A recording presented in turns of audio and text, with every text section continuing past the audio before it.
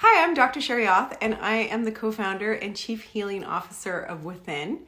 And today we have a special guest, Jeff Brannigan, and he is from Stretched, which is this really awesome stretch place near Within in the Flatiron District in New York. And it's somewhere you can go to have somebody stretch you for an hour or an hour, and the stretches are really creative. And so Jeff and I are going to talk about feet and ankles today. Hey, Jeff. Good to What's see you. going on? How are you? I'm doing great. So we're going to talk about foot and ankle and calf stretches today, which I think everybody can use, right? The feet Thousand get percent. Yeah. get tight and tired. Yeah, I mean, I think what we see is that this is definitely one of the most neglected areas in the entire body, you know, regardless of the fact that it's at the same time one of the most stressed areas, I think. You know, being on your feet all the day, if you do something that requires you to be standing up, it's going to provide a ton of stress in that area. If you're working out, if you walk on your commute, if you just like to walk for activity, if you like to run, um, these are things that are going to put a tremendous amount of stress in the foot, ankle, and entire low leg. And the sitting as well is not great just because the body's so still and tense. So it really kind of compromises that circulation down to the low leg and kind of into the extremity. So it's one of those areas that people just tend to kind of forget about.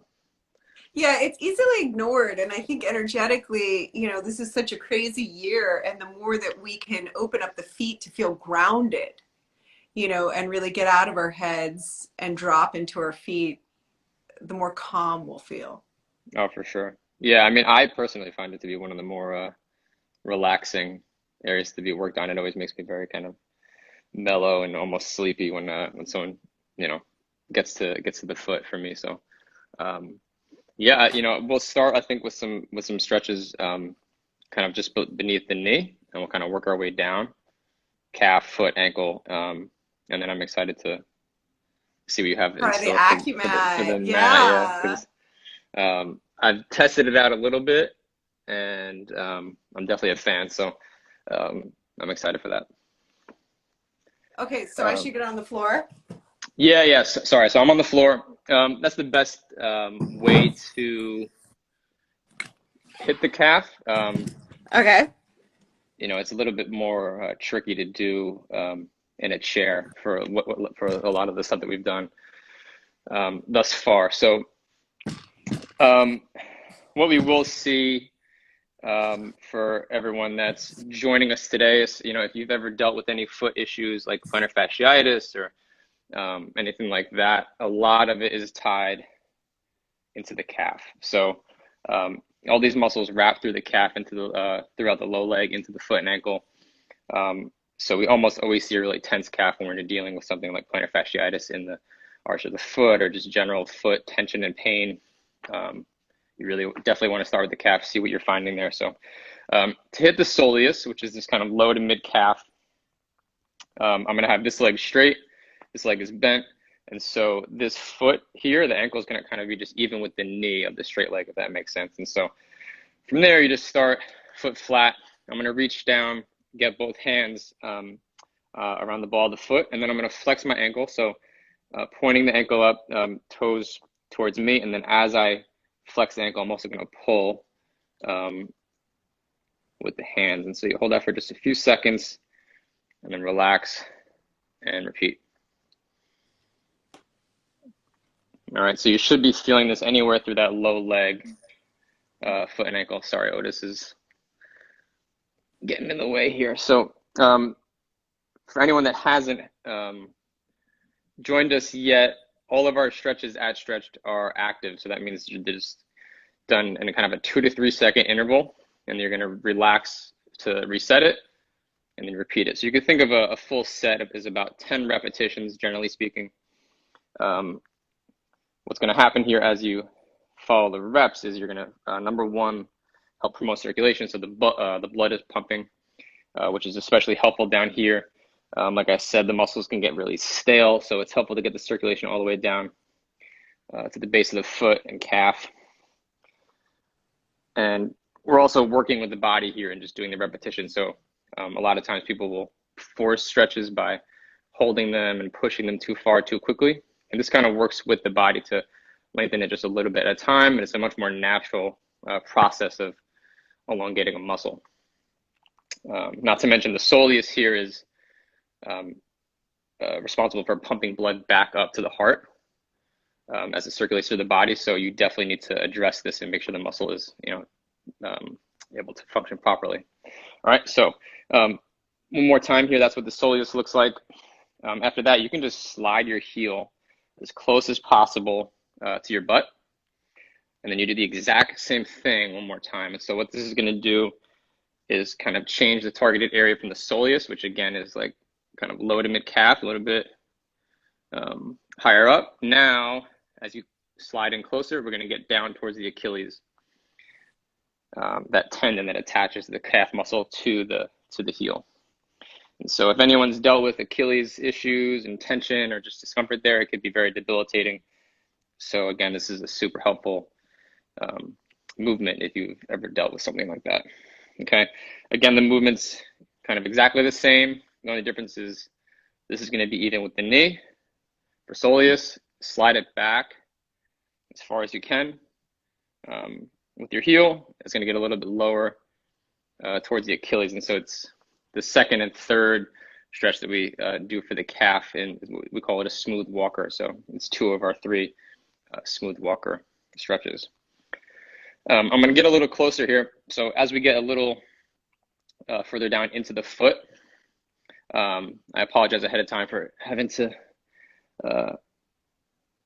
show the internet my feet, but it's the best way to kind of illustrate what we want to do in going through the foot toe by toe. And so you can kind of start by isolating one at a time. And so we're going to kind of keep the rest of the foot stable, and I'm just going to grab my big toe and I'm kind of hinging it. So if you could see, I've got my thumb here at the base of the joint where it kind of meets the foot. And that way I can hinge it and kind of get some leverage to pull it up. And so we want to get the base of the toe here, and you might feel it into the arch if your feet are really tight. And we're just going to go one at a time first. And so my left hand here is just stabilizing the other 4. I'm going to pull up. And it's not totally necessary to go through a full set of 10 here. We might do like 2, 3, 4, maybe 5 reps and kind of work our way down. And as you work, just try to manipulate one toe at a time. So you might switch your hands up to do your best to keep the other 4 toes stable as you're just kind of stretching that one, if that makes sense. Yeah, I find keeping those other 4 stable or moving in the opposite direction really increases the stretch. Yeah, and what you'll see too with a lot of these is these movements are subtle, right? So this isn't going to be a huge sensation like you might find with a hamstring or a quad stretch with like a much larger muscle. So these movements feel subtle, but if we go through all of this at once on that one side before doing the other, you will notice a difference. You'll see that one foot will feel a lot lighter. It's going to be a lot more blood in there. It's just going to feel like a lot more fresh than that one side. So cumulatively, it's going to feel a lot more relaxed. All right, so you go through each toe one at a time. And then after that, you can do it as a group. All right, so we're hinging here. Watch out, bud.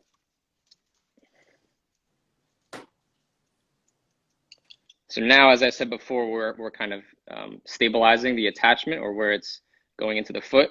We're going to use both thumbs here and then pull up as a group. And so as you kind of pull the toes up, you can kind of try to simultaneously spread them. Okay, and so now it should be a little bit stronger since you're moving them all together. And it's going to get through, again, the base of the toe, and if you're tight enough, into the actual arch of the foot. All right, and so here again, 10 reps might not be totally necessary like it would be if we were doing something a little bit larger as far as muscle groups go. And so after we've pulled them all up as a group, then we can do the opposite. And now we're just going to kind of flex them down to get to the top of the toe, maybe top of the foot. Again, if we're running or walking a lot, if we're just up on our feet, it's not uncommon to get a lot of tension through here. And so there's a lot less meat here, so to speak. This is kind of a little bit more bony, the top of the foot, right? So it's very common to see that you'll get some tension here with a lot of the impact that you'll get from walking or especially running. There's a lot more added stress from that added impact, okay? So I'm just gonna kind of angle my foot so you can see what we're doing.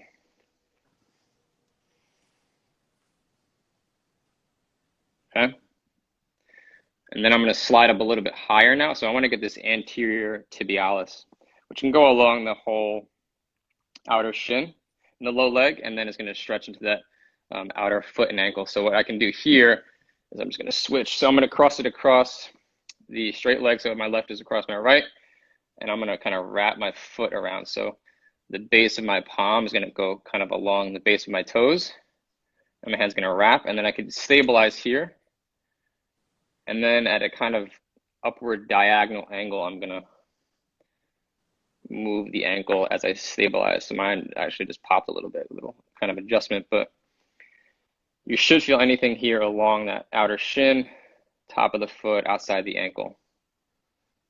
Okay, this is one of those areas that you don't really understand how tight it is until you actually get into the stretch. It's one of those, it's a few of those kind of areas throughout the body that we'll notice won't necessarily feel tight or uncomfortable, but then you get into the stretch and you're like, oh wow.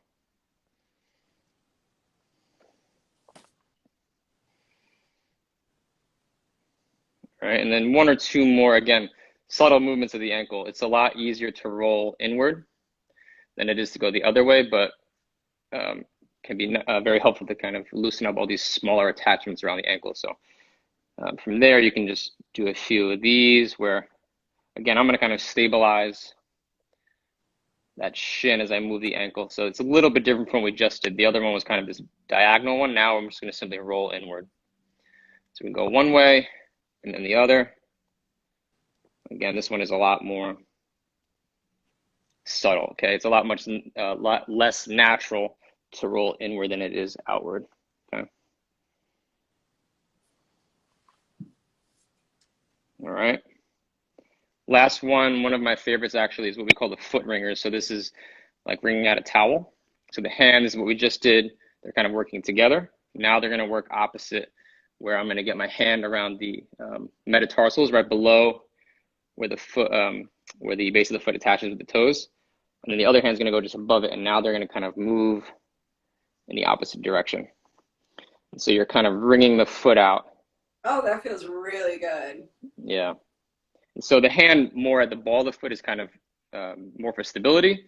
That's obviously going to move less than the hand on the toes. So you can go in both directions just a few times, see if one feels a little bit more effective than the other.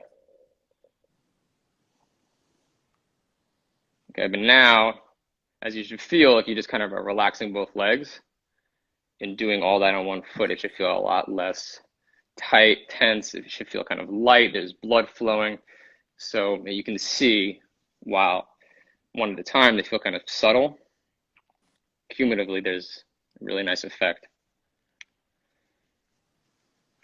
Well, and the foot needs to be stretched in so many different directions, right?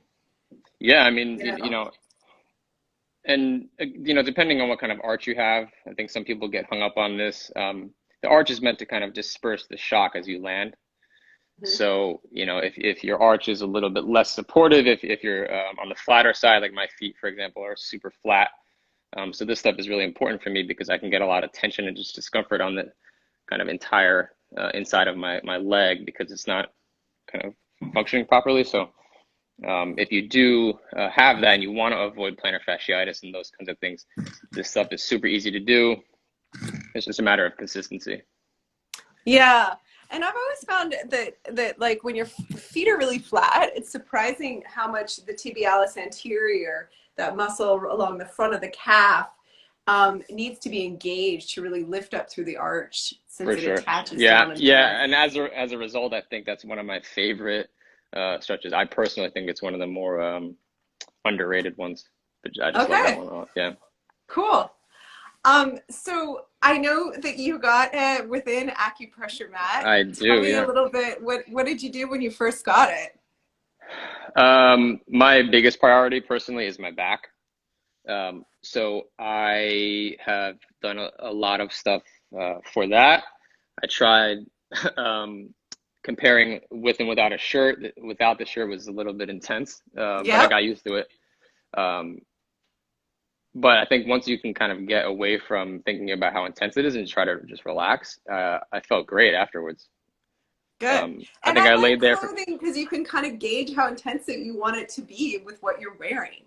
yeah, You know, like if it is a little intense, put on a shirt or a sweatshirt, depending on what your needs are that day. for sure. Yeah. I also did try the feet too, Yeah. because again, it's just I've always just really enjoy getting them worked on. So again, intense. There's a lot of nerve endings down there, right? But it was like one of those it hurts so good kind of situations. Yeah.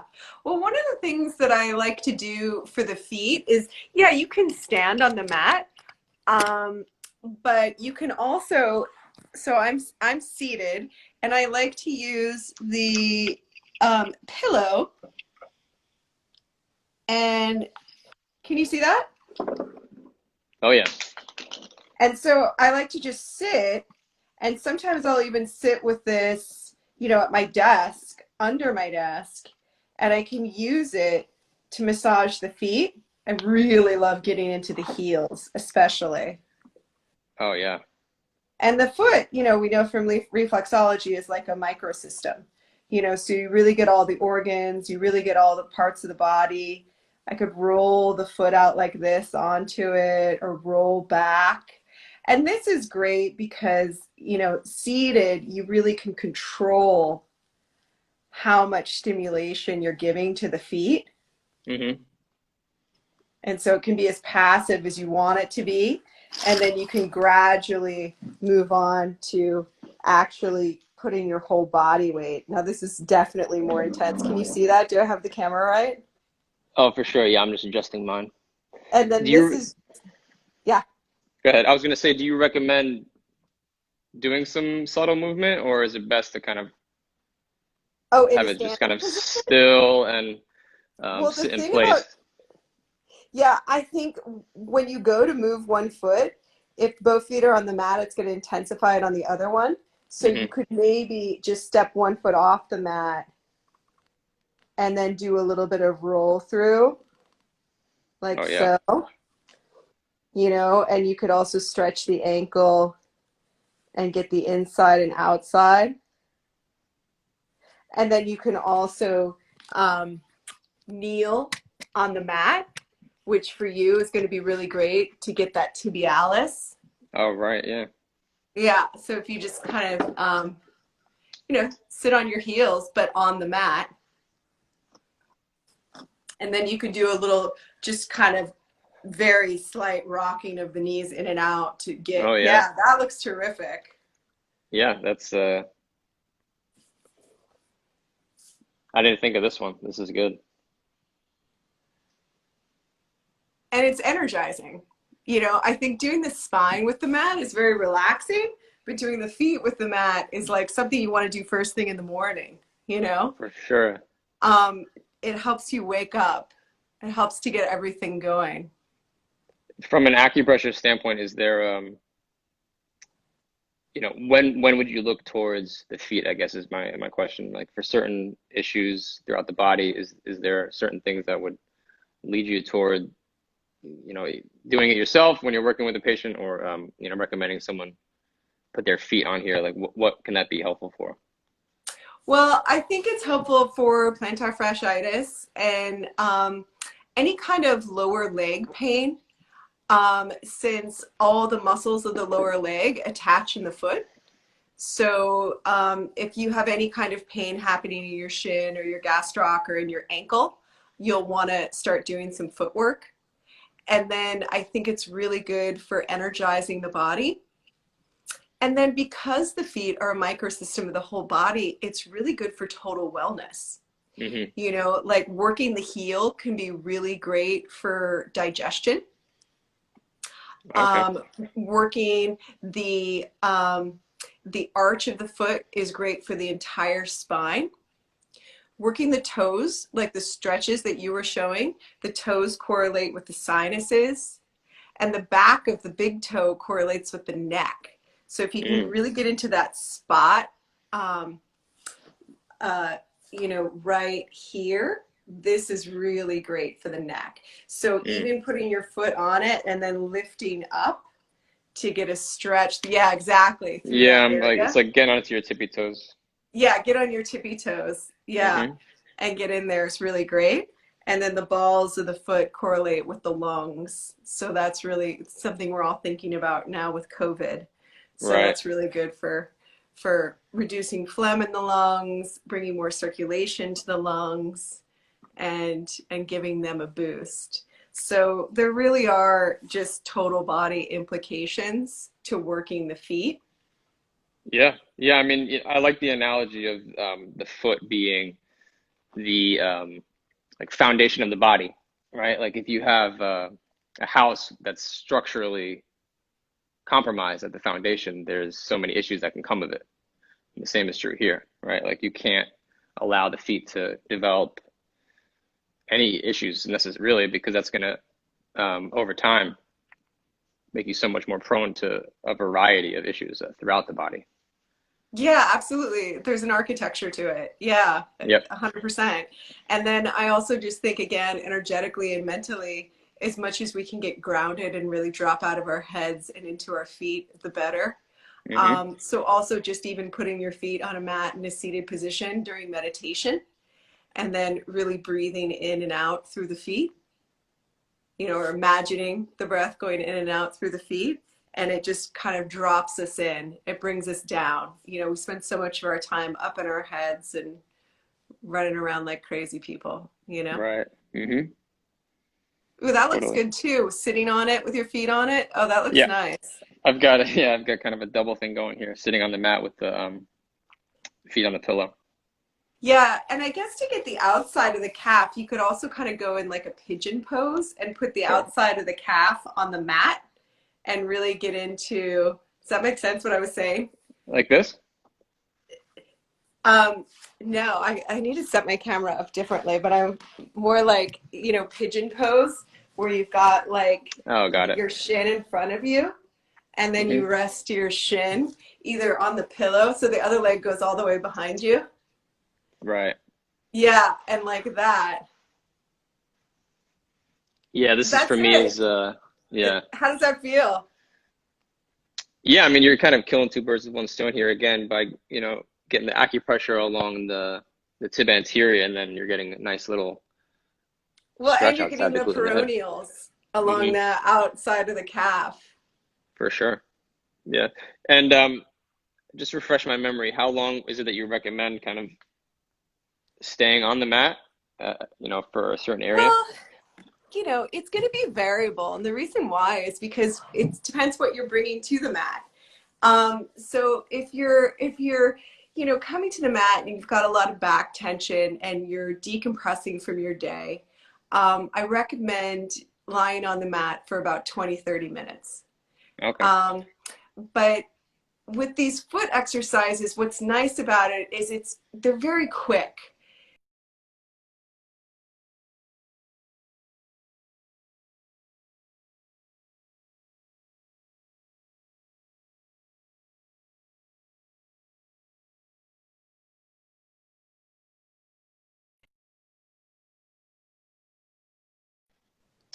Yeah, You still sorry, here? where did I leave off? I was talking away. That was hilarious. No, you were just saying about 20-30 minutes Yeah, I for love that laying on at the the end mat. of the day on the back. But the feet are quite I would never stand on the mat for 20 minutes. I'd die. You know, it's pretty instantaneous. So Right. just even standing on it for a minute or two is probably enough. And then doing that gentle massaging with the feet. I mean, that I could do all day long, quite frankly. It just Hmm. feels wonderful, you know. But Right. how long you stay on the mat really depends on your level of tension and what you're trying to achieve Right. and how Totally. much time Kind you of, I guess, have. You know, like a little right. bit of wellness can go a long way if you don't have much time. I would assume that this would fall in line with what we would explain with the stretching too. In that, I guess, or I would assume that you'd kind of be wanting to listen to your body, right? So if it feels like it's too intense, there's no need to force it. Is that correct? Nothing should be painful, but it should feel like you're accomplishing something. So Mm-hmm. you want to be on that fine line where the tissue is softening without pain. Right.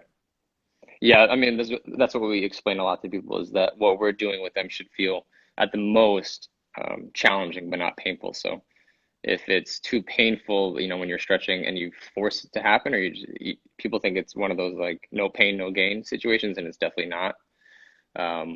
So I would assume that the same would be true here. There's no need to push yourself to a point that is going to create more trauma in the tissue.